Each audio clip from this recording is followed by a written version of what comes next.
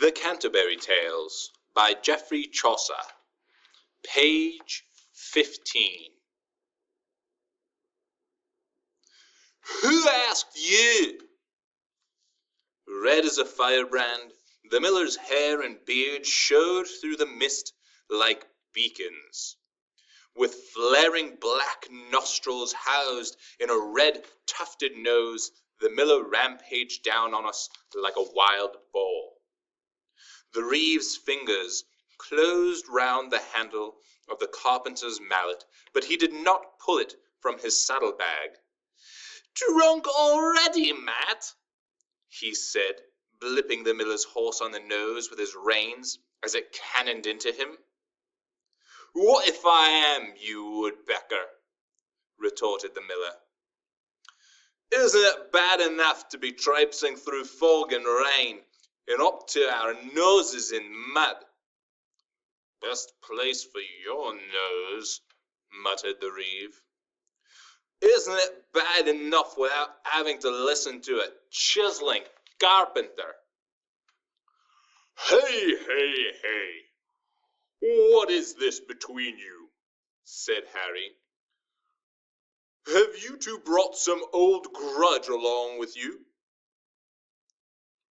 Oswald the reeve did not so much answer as growl in the general direction of Matt. "Just because I do him a favor in knocking him up a lean-to for his mill, and at the price you wouldn't believe from any carpenter in the south of England, these are the thanks I get. The wood was so rotten, it fell in on my head the first time I so much as touched it. At the price you paid, what do you expect? Mahogany?" "Whoa there," Harry protested. "Let's have a story, not a war." But the reeve was sulking by this time, or perhaps he rode off to the back of the line to be a safe distance from the miller's swinging fists. I swear Arcite's iron mace swinging down on Palamon's head couldn't have done more damage than those fists on the end of those arms. The moment the reeve was out of sound and sight, Matt the miller cheered up hugely. He got out his bagpipes and struck up a tune, so hideously strident, so tunelessly discordant, that we begged him to stop and tell us a story instead. "I hoped you might say that," he said, and the drone of his pipes died away like an expiring sheep. "Down at Osney Mead in Oxford."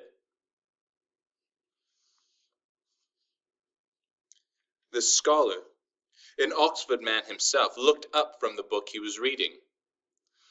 "I'm acquainted with it," he said. "What?" snarled the miller. "You mean you heard my story before?" "No, I simply observed that I know Osney Mead." "Ah, that's all right then. No more butting in, all right?" The scholar gave a bewildered shrug and went back to his book. The miller glared round at us.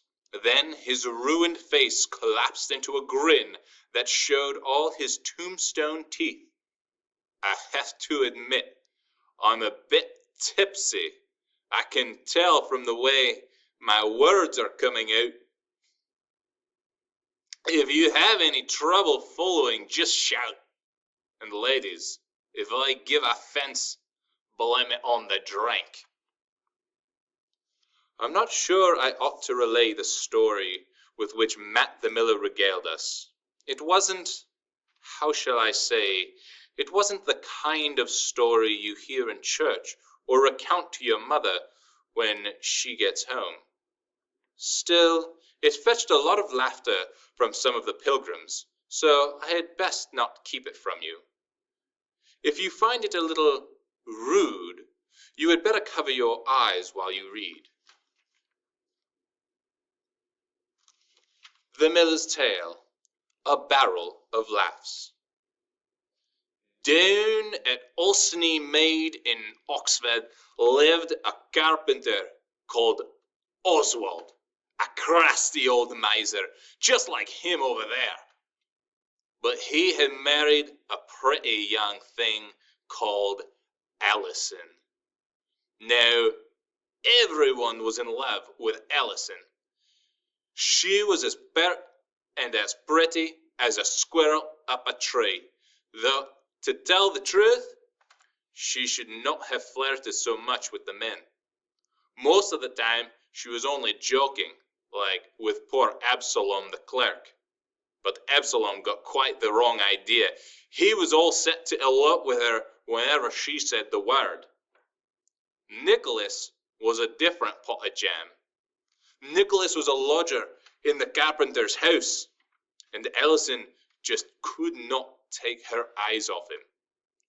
He was allowed to steal a kiss in the dark of the larder, and while he helped her hang out the washing, the carpenter, knowing he wasn't the prettiest duck in the pond, was fearfully jealous about his pretty young wife.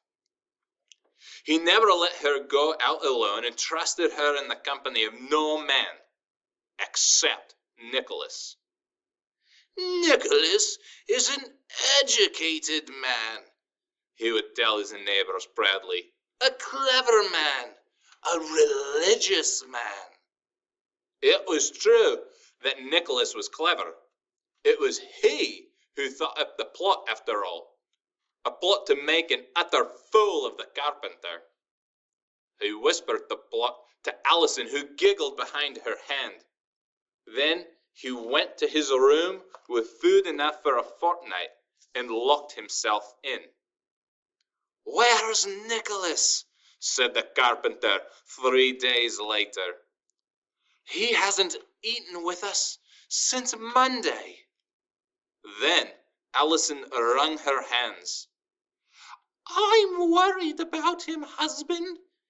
He locked himself in his room on Monday with nothing to eat. He won't answer to knocking. He must be ill. But what can I do?" "Well, why didn't you say so, woman?" The carpenter leapt up the stairs and hammered on the lodger's door. "Nicholas, old son, open up, won't you?" And when he got no answer, he threw himself against the door until it fell off its hinges. There sat Nicholas, bolt upright on the edge of his bed. His eyes were lifted towards the ceiling, and a strange humming came from his nose. "Lord have mercy! I told you he was religious," cried Oswald. "He's in some kind of trance. He's seeing visions." And shaking Nicholas by the hair, he shouted in his ear, "Wake up, boy! Snap out of it!" 1 blank, 2 blanks, and Nicholas closed his mouth with a sigh. "Ah, Brother Oswald, I've been visited by the angels, and they showed me such visions." "What? Tell us, what?" Then Nicholas clapped the carpenter in an embrace and said tearfully, "You've been like a father to me, so I'm going to tell you a terrible secret. The angels themselves revealed it to me. The end of the world is coming." "Jesus, Mary, and Joseph," said the carpenter, crossing himself. "What, fire and brimstone?" "No, no," said Nicholas in the most saintly of voices. "You remember Noah?" "Well, of course I remember Noah." Oswald burst out excitedly. "Noah who?" Nicholas sighed with all the patience of a holy martyr. "You remember how in the Bible we are told that God sent rain for 40 days and 40 nights, and the whole world was drowned, except for Noah, who built an ark, that's to say, a boat. And he floated to safety and started up the human race all over again after the flood dried up. Is it rain then? Are we all to be drowned? Me and you and little Allison and the cat? All, said Nicholas in sepulchral tones, unless. He told the carpenter to fetch 3 big watertight barrels and to hang them up among the roof beams of the house by stout hemp ropes. A barrel for each of them. When the rain comes down, the flood will rise and rise until it sets the barrels afloat. Then, at a given signal, we shall cut the ropes and float away on the tide. Take a bite of bread and cheese up there with you. We may be floating about for some time before God ends the flood. Calling down blessings from heaven on Nicholas, the carpenter hung the 3 barrels in the roof, climbed into one, and sat waiting for the flood. When after an hour or so it got boring waiting for the flood, he dozed off and dreamt he was ruling the empty world with Allison on one side of his throne and Nicholas on the other. Down below, Nicholas and Allison fell into each other's arms in fits of helpless, silent laughter. They sat on the settle and held hands and kissed and carried on until the darkest hours of the night, when the whole town was asleep. A sudden soft tap on the shutters made them both sit up with a start. It was followed by a quiet, high-pitched coo. Allison, it's me. It's Absalom. Allison, sugar pie, honeybee, baby Bubbles chickadee, give me a kiss, won't you? Everyone's asleep but you and me. Even the moon's hiding herself tonight. Now we can steal a kiss, can't we? Allison clapped her hand over her mouth, then whispered, What shall I do, Nicholas? He'll wake Oswald. Sure enough, a blurry voice from overhead said, Has the flood come? Is it time yet? No, dear. Go back to sleep, called Allison, and soon snores were rending the rafters like a bowsaw. But still, Absalom was at the window. What shall I do? Hissed Allison. I suppose he must have his kiss, said Nicholas, rising from the settle. The window was higher than a man's head. In a voice as high as a filleted cod, Nicholas whispered through the shutter, Dearest boy, how I've longed for this moment.